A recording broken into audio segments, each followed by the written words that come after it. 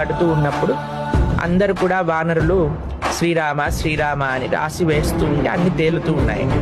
అయితే రాముడు అనుకున్నాడంటే అరే ఏముంది రాళ్ళల్లో అలా తేలుతున్నాయి అని ఒక రాయిని పట్టుకొని ఇలా వేశాడట సముద్రం.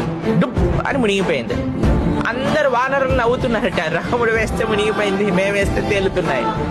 అయితే రాముడు కూడా అడిగాడట ఏంటి నేనేస్తే మునిగిపోయింది ఏంటి అనంటే అక్కడ ఉండే హనుమ వానరులందరూ అన్నారట, స్వామి ఈ సంసార సాగరం నుంచి బయటపడాలి అనంటే నువ్వే ఆధారం, నీ నామమే ఆధారం, నీ కృపనే ఆధారం.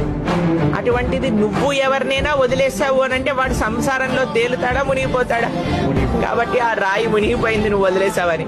కానీ మేము నీ యొక్క నామాన్ని ఆశ్రయించాం కాబట్టి ఈ రాళ్ళని తేలుతున్నాయి అని ఒక అద్భుతమైన ప్రస్తావన చేస్తారు. రామనామ వైభవాన్ని చెప్తుంది.